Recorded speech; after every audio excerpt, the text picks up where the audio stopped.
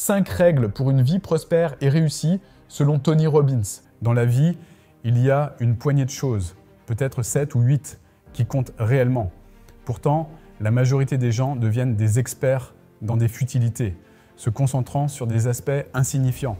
Ils en savent plus sur les allers-retours d'une célébrité en cure de désintoxication que sur leur propre développement personnel. Mais réfléchissez, sans un corps sain, tout le reste perd de sa valeur. Vous ne pouvez pas devenir l'homme le plus riche du cimetière, car ce n'est pas ça l'objectif. Si vous avez de l'énergie, de la vitalité, cette force se manifestera dans vos relations, votre entreprise, votre vie en général. Vous devez les maîtriser, ne pas vous contenter de tâtonner, c'est trop crucial.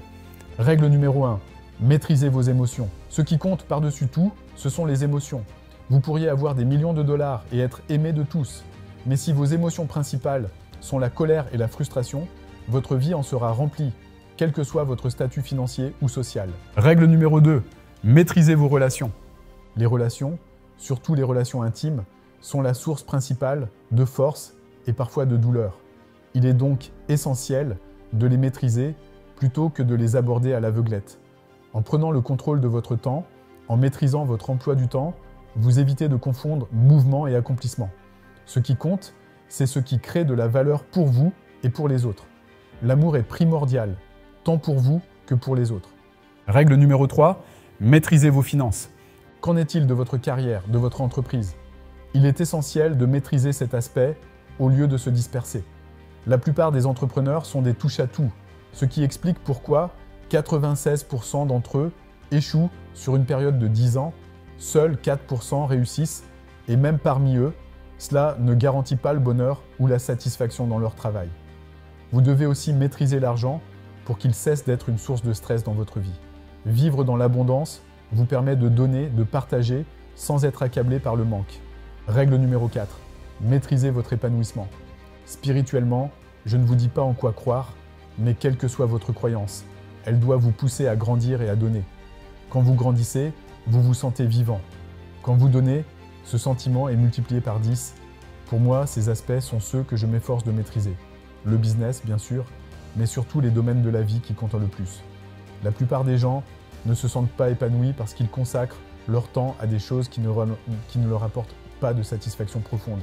C'est pour cela que beaucoup ne sont ni en forme, ni en bonne santé et que leurs relations manquent de passion. Je ne suis pas un optimiste naïf, je connais la réalité.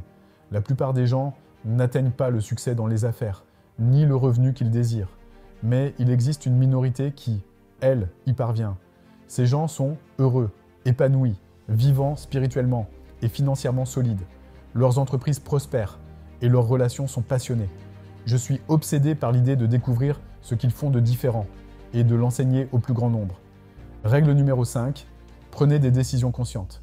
En fin de compte, ce qui détermine notre vie, ce sont les décisions que nous prenons. Vous pouvez décider de vivre dans un état positif, peu importe les circonstances.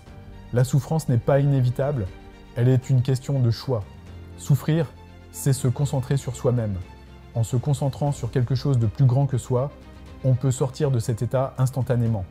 Le cerveau humain, conçu pour la survie, est naturellement porté à se concentrer sur le négatif.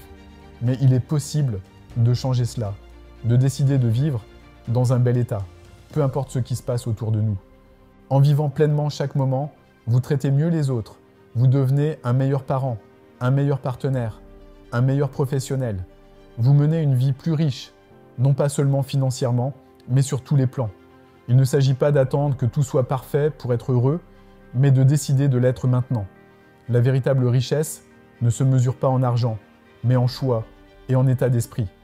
Par exemple, je vis à Fidji où les villageois, bien que pauvres selon nos standards, sont parmi les personnes les plus riches que je connaisse en termes de bonheur et de satisfaction.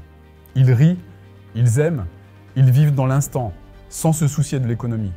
Les gens riches passent des années à essayer de créer des conditions parfaites pour être heureux, alors que ces villageois vivent déjà dans cet état de bonheur. Pourquoi attendre pour être heureux alors que vous pouvez l'être maintenant? C'est l'invitation que je vous lance. J'ai prévu de produire des vidéos sur cette thématique du subconscient. Cliquez sur « J'aime » ci-dessous si vous souhaitez que je parle plus de cela sur cette chaîne et abonnez-vous pour ne rien manquer. Ça me permettra de comprendre si vous souhaitez que je vous apporte tout mon savoir dans ce domaine ou non. Je vous souhaite une magnifique journée. À bientôt.